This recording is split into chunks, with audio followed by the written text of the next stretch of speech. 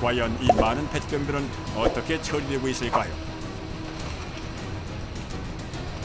색상별, 재질별로 분류를 한 다음에 분쇄 후 세척 과정을 거쳐서 섬유 소재 원료로 생산을 하고 있습니다. 하루 들어오는 양이 100여 톤이 들어오고요. 처리하는 작업량 또한 하루 5, 60톤 이상 되다 보니 공장 내부에선 거대한 자동화 설비가 쉴 새 없이 돌아갑니다. 하지만 작업은 결코 간단치가 않은데요. 관건은 바로 이물질과의 싸움입니다. 라벨을 제거하는 장치인데요. 국내에서 생산된 페트병의 경우 라벨 제거가 특히나 더 어렵다는군요. 이거를 완벽하게 제거해주지 않으면 또 제품에 문제점이 있습니다. 그래서 그 라벨 제거하는 공정이 12번에 거쳐서 작업이 이루어지고 있습니다. 애초 생산 단계에서부터 접착제로 단단히 부착시키거나 두껍고 무거운 라벨을 많이 사용하기 때문이라고 하는데요.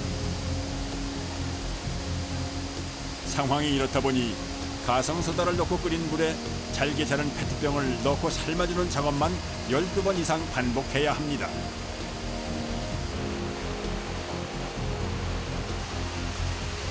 그 시각 다른 한편에서는 쏟아져 나오는 페트병들 사이로 작업자들의 손길이 분주히 움직이고 있는데요.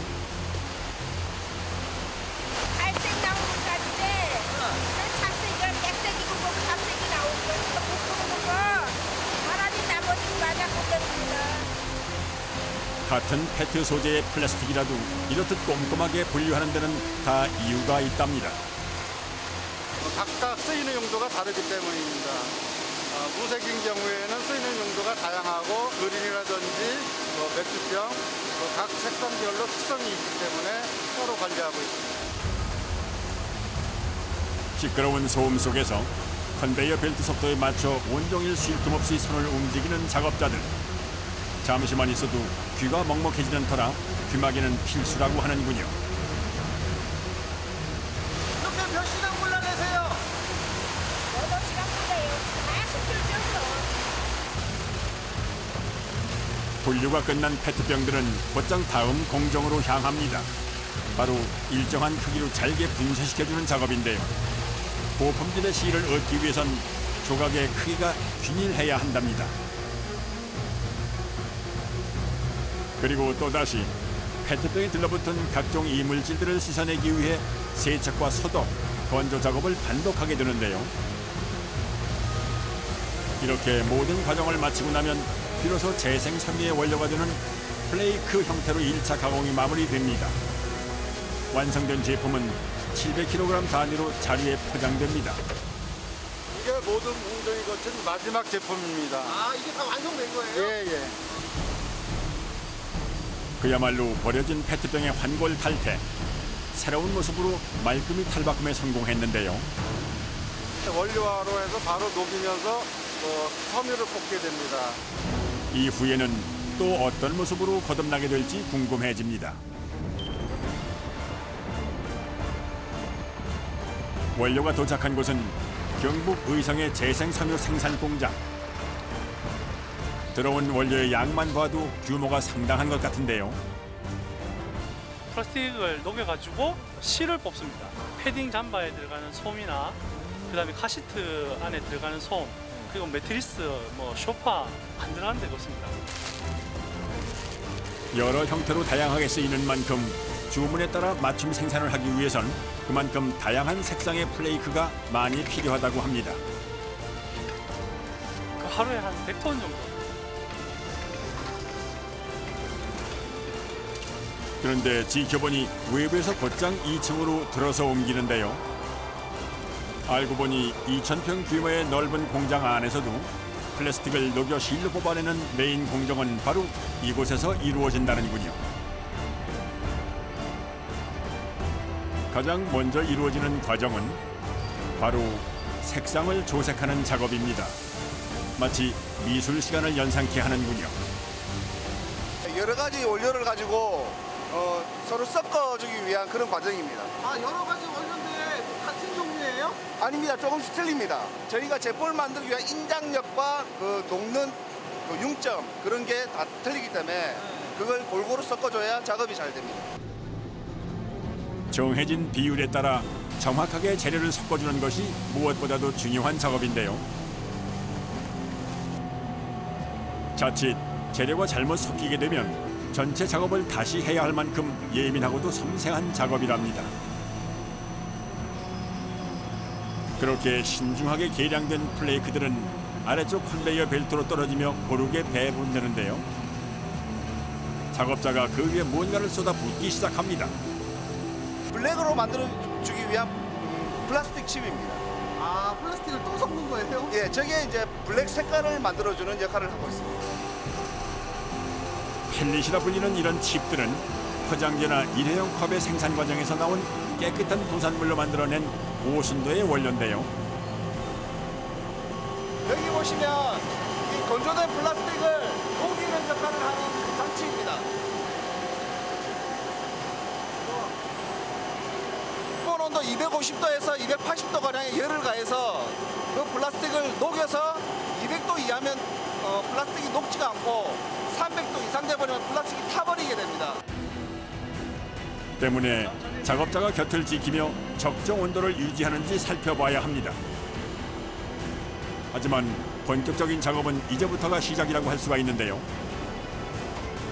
녹인 플라스틱 액체를 내뿜게 되는 방사기의 작동을 잠시 멈춰두고 조심스레 뭔가를 떼어내는 작업자. 그런데 기계에서 떼어내자마자 온도가 급격히 떨어지며 끈적하게 엉겨붙는 모양새입니다. 곧이어 준비해둔 새 부속품으로 교체 작업을 진행하는데요.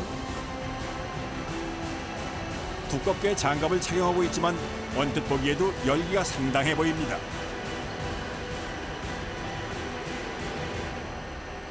플라스틱을 녹여서 제품을 생산하는데 그 안에 알루미늄이라든지 온물 같은 게 있습니다. 그걸 망을 통해서 한번 걸러주게 되는데 그 망을 교체해주는 작업을 하고 있습니다. 재활용의 길은 그야말로 멀고도 험합니다. 무엇 하나 쉬운 일이 없는데요. 마치 공기청정기 필터를 갈아주듯 2~3시간 간격으로 계속해서 거름망을 교체해줘야 한다는군요. 노란색 알루미늄도 들어있고 녹지 않는 그런 불순물 원료들이 많이 들어있습니다. 작업 과정 내내 반복된다는 고열 속 불순물과의 사투. 때문에 작업자들은 크고 작은 영광의 상처들을 지니고 있다는군요. 이게 몇 도나 돼요? 250. 많이 뜨거워요. 많이 뜨거워요? 네. 옛날에 여기 많이 뜨거웠어, 여기. 여기. 많이 아파요. 옛날에 나 병원 갔다 와요. 영국. 영국? 여기 많이 있어요, 그래도. 상황이 이렇다 보니 작업을 할 때면 늘 긴장의 연속입니다. 수시로 체크해야 하는 방적기만 해도 2개 라인에 16기나 돌고 있기 때문인데요.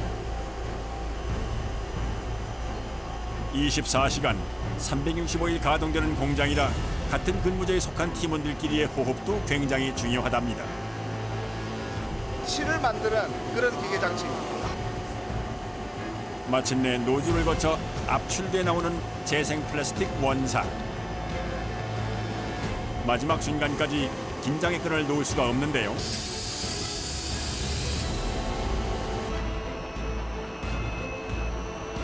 실이 잘 나오고 있나 안 나오고 있나 확인을 하고 있습니다.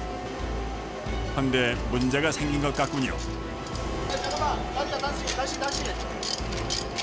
나지야 다시. 황급히 위쪽으로 뛰어 올라가는 작업자. 무슨 일인지 궁금합니다. 아하, 실을 뽑아내는 압출 노즐에 아무래도 문제가 생긴 모양입니다. 애써 뽑아낸 실들이 잔뜩 엉켜붙은 모습인데요.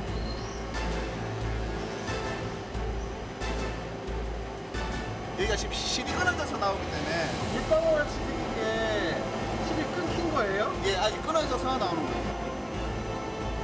지금은 뜨거운 상태라 물방울이 맺힌 듯 보이지만은 바닥 사이에 들어간 공기층 때문에 결국엔 실이 끊어지고 만답니다. 기계 꺼. 실을 내려받는 아래층은 그야말로 비상사태. 서둘러 전원을 내렸지만 이미 엉망이 됐군요. 야, 씨한테도 빨리 잘라.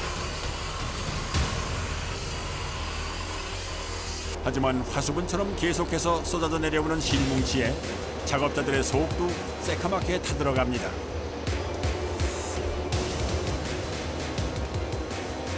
포장에서면 많이 힘들어요. 이거 사람 바빠. 사태 해결을 위해 다시 위층으로 올라온 작업자들.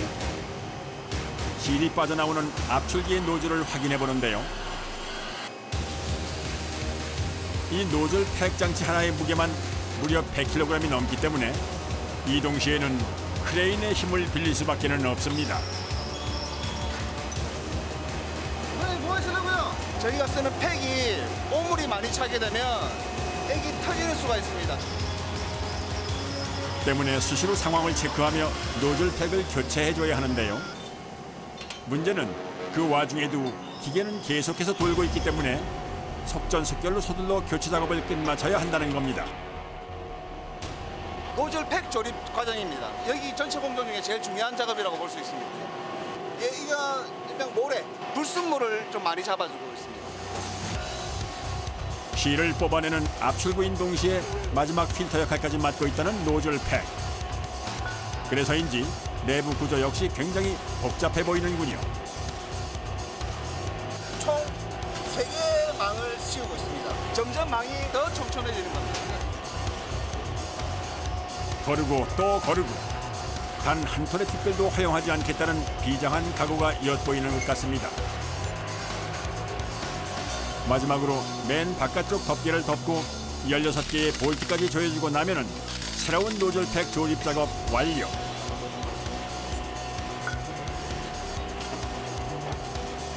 작업을 끝낸 장치는 다시 공장을 가로질러 압출구 안으로 이동하게 되는데요. 그런데 왠지 그 모습이 그 옛날 연탄불을 갈아주던 그때 그 시절의 풍경과도 비슷해 보이는 건 왜일까요?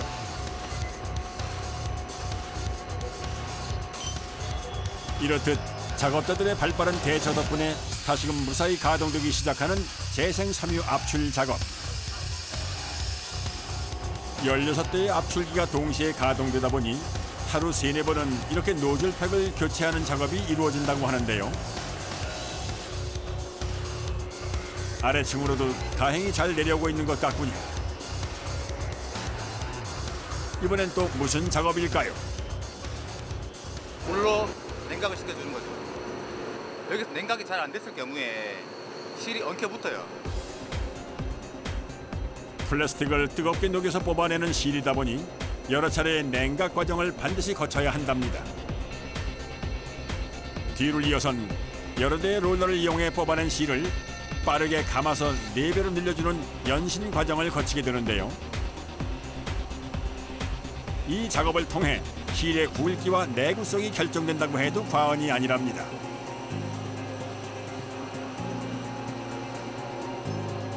롤러의 속도가 빨라질수록 실의 굵기도 가늘어진다고 하는데요. 공장력을 높이기 위해서 늘려주는 거죠. 보통 80도, 90도 그래야 많이 늘어나요, 실이. 그런데 자꾸만 시선을 사로잡는 이 거품의 정체는 무엇일까요? 밑에 막 부품 같은 것도 생겼는데 그걸 부드럽게 하는 약품이 들어가요. 아무래도 합성 섬유다 보니 정전기 방지를 위해선 첨가제가 추가로 들어가야만 한다는군요. 한 번 작업할 때마다 약 20톤가량의 제품을 생산하고 있다는 이곳. 1시간여의 건조 과정이 끝나면 재생 폴리에스터 생산 작업 완료. 여기에 거래처 주문에 맞춰 커팅 작업이 이루어지기도 하는데요. 커팅이 돼서 이렇게 나옵니다.